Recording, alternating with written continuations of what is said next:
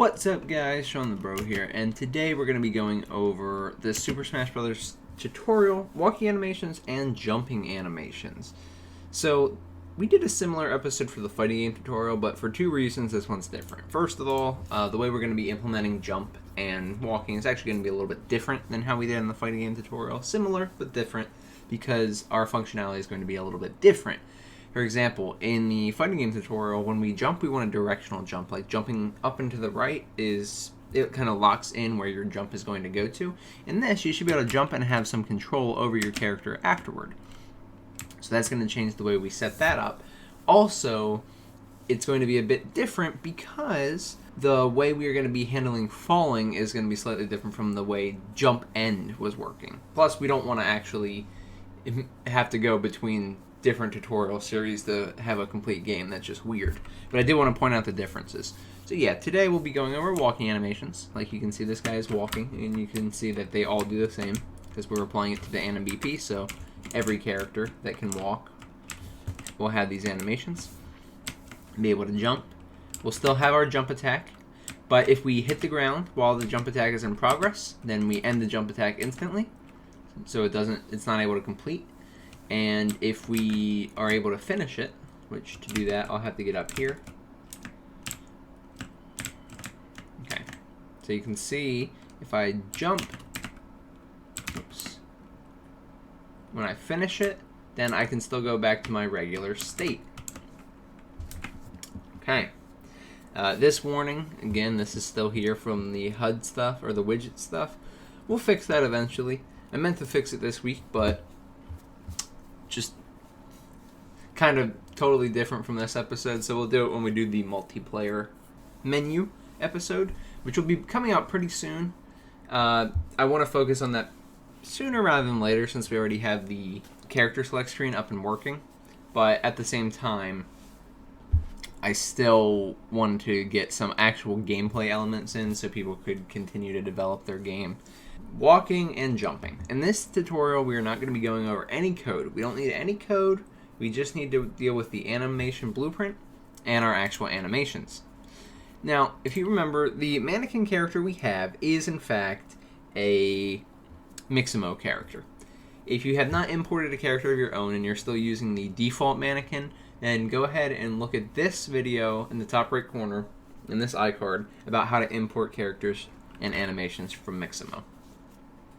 If you don't need to do that, or you've already done it, that's fine. But that's important because I'm going to be grabbing animations from Mixamo.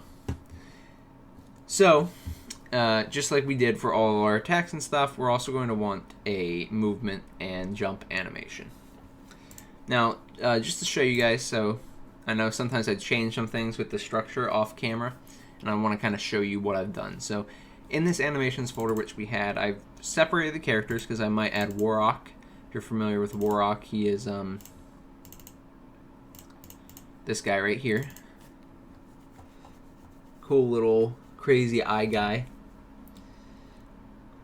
So we might add him to the game, but I didn't add any animations for him yet. So that's why this is split up now, so nothing you have to worry about in there. This can just be extra characters if you add them.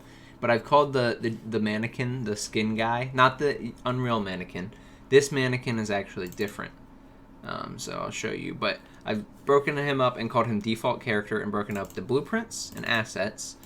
Blueprints is the anim BP we'll be working in, animation blueprint, and the assets folder has all the animations and stuff like that. So skeleton, I'll show you what he looks like.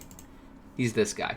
This is not the default Unreal mannequin. There is something called mannequin in Mixamo, and that's the one we're using for this. He was like naked before, basically just flesh.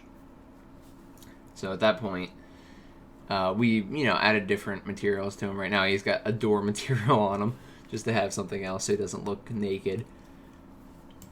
But I wanted to show you that. That's why I've broken it up. And all these are different animations. So basic attack, I'll just show you. He's got his attacks, crouch attacks, jump attacks, all that stuff. Technically I have this jump that's 1. I'm going to just delete this folder just because it's extra. I was moving stuff around. But everything we're going to need for today is going to be in the movement folder. Again, just showing you. Don't worry, I didn't delete anything or change any of the assets we had. I just moved them into folders so it was cleaner and nicer to see. In my movement folder, I have my idle, my walk, I'll have my crouch stuff, like my crouch up and down, and my jump. So let's go ahead and look at the 4 animations. Here's walk, very simple walking animation, just your regular walk on Mixamo. It's actually a little bit slow. I'll have to speed it up most likely. Then I've got my default character idle, which we've already had, so no worries here, but I just want to show you it's in this folder. And then jump and fall. Now this is the important part here. I have a jump, which is him leaving the ground, and then I have a fall, which you could make an animation if you want. For now, I basically have this tiny thing. It's 1 frame. I should just make it 0 frames, but I don't know. I kind of thought it was funny, I guess, so I left it in here with this 1 frame.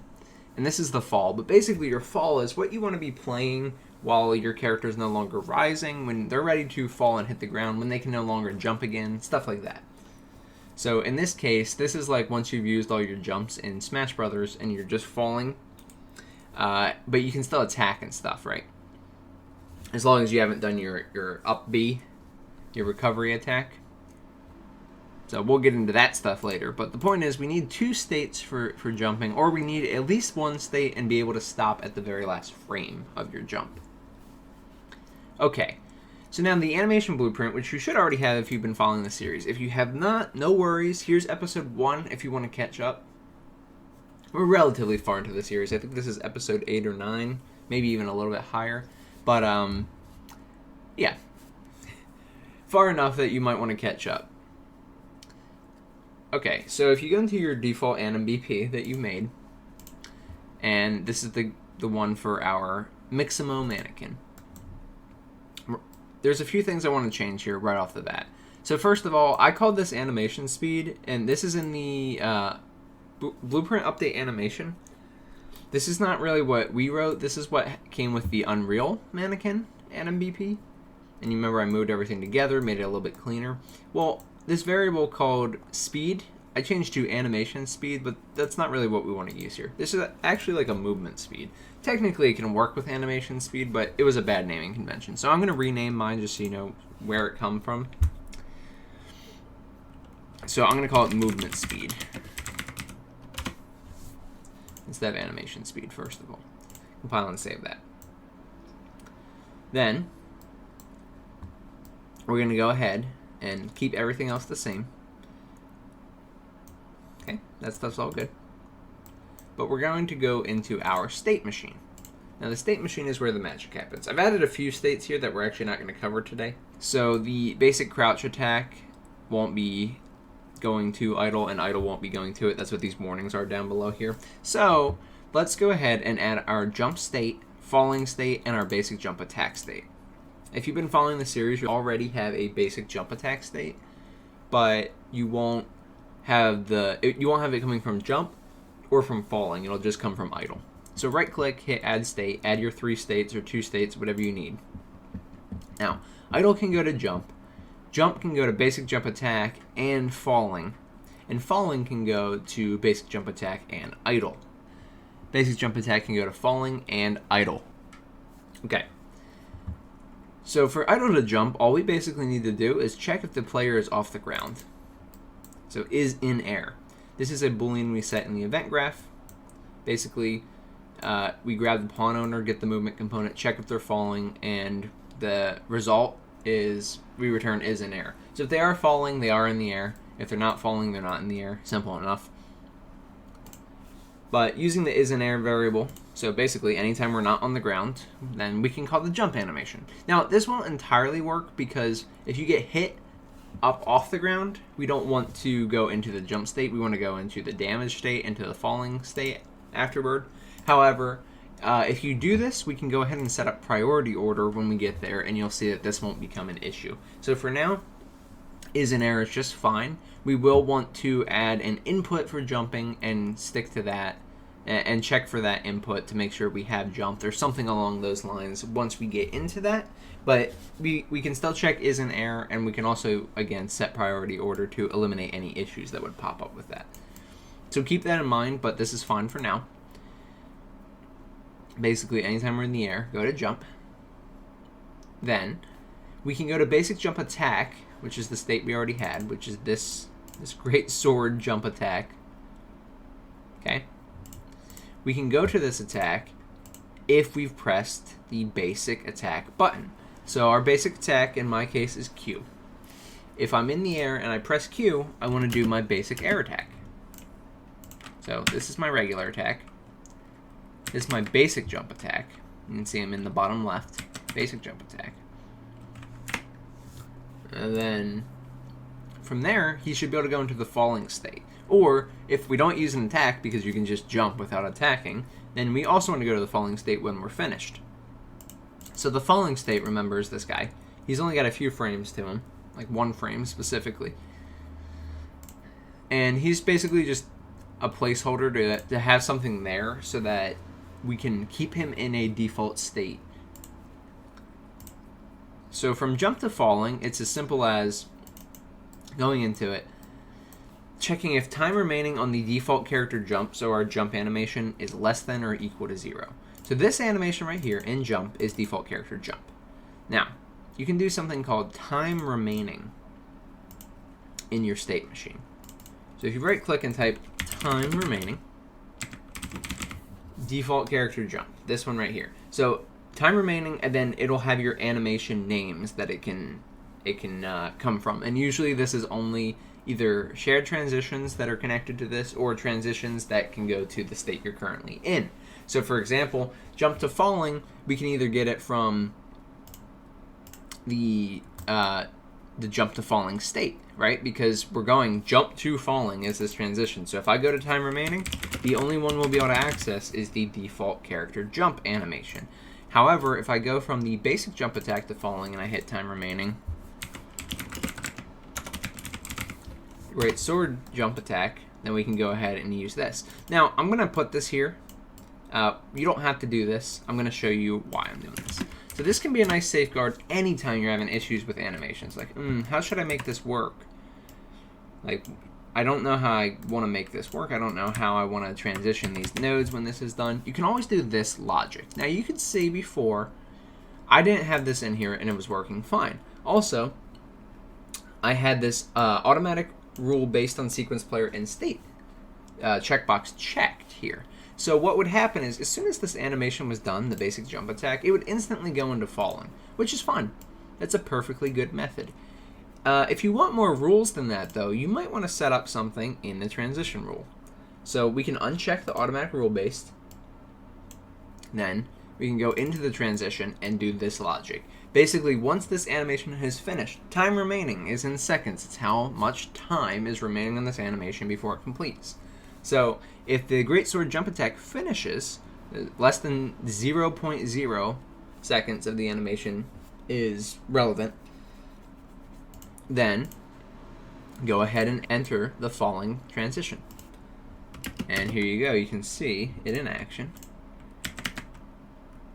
So you can see, if I come back up here, I'll go back up to my little perch here, if I could jump up there. Okay, so if I jump, I can press Q, and you can see he actually goes from the attack animation. I know it's quick, but he actually goes from the attack animation into the falling animation. And when he hits the ground, he returns back to idle. So there you go. That's one way to do it. The other way is the automatic rule-based, this button. Either way will work, but you can see for the jump I've also done this. This is just more of a safeguard for me because the automatic rule-based does work, but when you have looping animations, it can cause issues because sometimes it'll decide to loop rather than go to the other state. It depends on how your AnimBP is set up, and it's kind of weird, but basically it'll choose what it thinks is the best next state to go to. Alrighty. Lastly, we should be able to go from falling to basic jump attack. Now, you can see these red nodes. I'll explain them in a second. They're shared transitions, but I know they're a little hard to see. That's why I'm highlighting for you. So there's one here and one here. But we should be able to go from falling to basic jump attack. Now, falling to basic jump attack is the exact same logic as jump to basic jump attack. We just has used basic attack anim. This is if we've pressed Q, essentially. Just like jump to basic jump attack, we just had to press Q while jumping. We just have to press Q while falling. We'll do this. You don't have to do this if you want their falling to be a fully vulnerable state. However, since this isn't really like the recovery move, and this is more of just, hey, I'm falling from my jump, they probably should be able to attack if you're trying to mimic Super Smash Bros. Logic. There you go. Now, these shared transitions, you don't have to use them. I use them for, to prove a point. But you can see I don't use them everywhere I could use them. For example, idle to basic attack has basically the same transition. But I have is in air not for this. So, there you go. The shared transitions basically are just transitions that have the exact same transition rules. So, has used basic attack anim is the only rule for this. The only rule for this. I could actually use it here, because at this point, I don't need to have this is in air anymore. There you go. And that's why I wanted to show you this is, okay, so great. Now this animation transition is the exact same. Could I use a shared transition rule? You bet we could. Basic jump attack, which has a bad name now that I called it that. But now if I go into my game, you can see I can do my regular attack and my jump attacks. So there you go. I'm going to remove the shared transition because I will probably have other functionality in the future that does not really align with that. But yeah, shared transitions are just good to have the same rules so you can kind of put them together. And it's good because it color codes them so you can see them be different colors, like if I were to make a new transition. And you'd be able to know exactly what transitions are the same. When you edit one, you will also edit the other since they're following the rule. If you want to make a rule and share it, all you have to do is click on the transition you want, hit promote to shared. I'm not going to do it because it'll actually promote this. Well, I think I can unpromote, maybe not. But when you hit promote, it'll ask you for your shared transition name, which I know is getting cut off a little bit, but it's shared transition name. Type that in. Once you type it in, then you click on a node you want, go down to transition rule sharing again, hit use shared, and click on the transition you want to use. And there you go, guys. That's how you can make that happen. You don't have to change anything else in today's episode, but make sure you do add your walking animation. So, idle to walking, if you don't already have this state, just go ahead and add a new state. Right click, add state.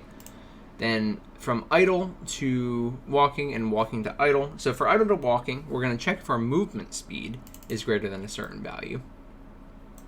So I'll show you why. So first of all, let's look at our animation real quick.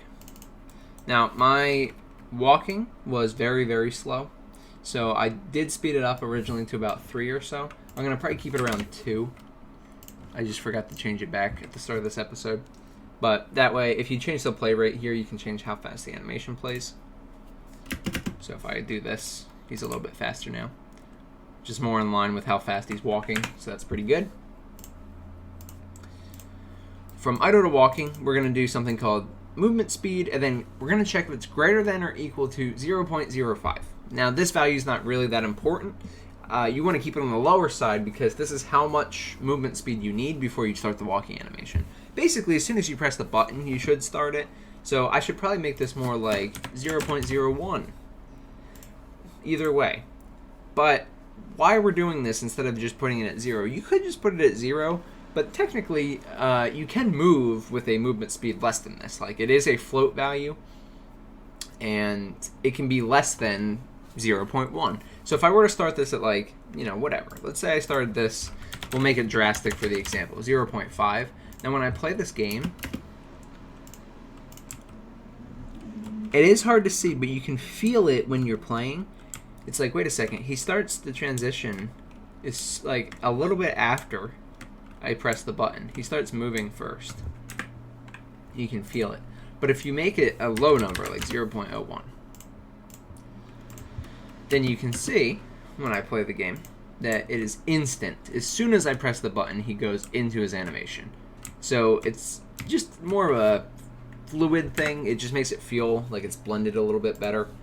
That's why I have this. But you could just check if it's greater than or equal to 0, or greater than 0. Don't check if it's greater than or equal to, because we need to make sure the walking to idle can return in the same method. So walking to idle should only happen if we grab our movement speed. Remember, this was animation speed. We renamed it earlier. We want to check if it's less than or equal to 0. Can't really be less than 0 because it's a 2D speed, so it only goes from, it's not velocity, if you're familiar with that. It's speed, which is, speed is two-dimensional, meaning it doesn't go negative. It's not like velocity, it doesn't have direction. So if the speed is less than 0, there's a problem, but I just did it as a safety check. If it's less than or equal to 0, good to go. Then go ahead and return to idle. That's why I have it at 0.01 right now, because if I had these both at greater than or equal to, then you could see it would be ugly. It would kind of jump between these two states. You could also just do movement speed is greater than 0. You don't have to do the equals. That would also work. It doesn't matter. Whatever you want to do with that. Now, the only other thing I'll say, make sure your walking animation is looped. Otherwise, it will get to the end of the first walk state, and then he will just stop and just stay on that frame as you continue to move, which you don't want. So, there you go. Lastly, guys, I wanted to show you how to add the jumping animation coming off of your walking and running animation. It's a simple fix. I just hadn't put it in before, so we're going to add it in now. So once you're playing, you should see now if you're walking and you jump, you can go into your jump animation, which is much nicer than staying in your walking animation while you're in the air. So to implement this, you can either use the same transition, use a shared transition like we learned earlier from idle to jump, or just make a new one. I just made a new one because I know I'm going to add more functionality to go from walking to jump, such as potentially a different jump, depending on if you jump straight up or to the left or right, just in terms of animation, and maybe in terms of what text you can do. But just go from your walking to your jump, and the transition should just be is in air, just like we did from idle to jump. You don't need to add anything else, because if you only bring it to jump, and jump can only return to one of these states, and they can only return to idle, you'll never get into some weird loop where walking keeps going into jump. You'll always return to idle, and then idle will return you to walking. So simply adding this one transition rule will fix your issue. Now, we still have other states to do, like actually crouching and going into our basic crouch attack, and running and things like that. But crouching will have its own episode, again, because I want to have some additional logic in there to show you guys. We also are going to be covering hitboxes very soon, probably within the next episode or 2. And we'll be finishing up the multiplayer menu, so you guys can have a fully functional character selection menu here, with multiple players, multiple hands, all that stuff. So get ready for those in the next few episodes, guys. Thank you so much for watching this video. If this helped you, please subscribe. It helps more than anything else you can do. And it just shows me that I'm doing a good job in actually teaching you, which is the main point of this entire channel. So if you learn something, if I'm helping you out, then yeah, please subscribe. If you had any issues and would like any help with the series, or just with this episode in general, feel free to join the Discord. I can't put a link in an iCard in the top right corner because YouTube doesn't like it. But it's in the description, just under Discord. If you find that and click it, it'll take you to Discord and you can join right there. If you do that, I'll be more than happy to help you. There's also plenty of people in the community who can help you with any issues you had as well, so don't hesitate to ask. Lastly, guys, if you want to come support me on Twitch, twitch.tv/Shawnthebro27. You can see me play some Dark Souls there. Right now we're on Dark Souls 2, Scholar of the First Sin. We're getting pretty far. We're doing pretty well. I can't tell if it's harder than the first one or not. It feels easier, but there's some parts that are just ridiculously difficult. And on Friday, so that's on Wednesdays, on Friday we're playing Resident Evil 4 on professional difficulty currently. So we've got some pretty fun stuff going on, and if you want to come check us out, then feel free. Anyway, guys, like I said, I'm Shawnthebro. Thank you so much for watching, and I'll see you in the next one. Goodbye, guys.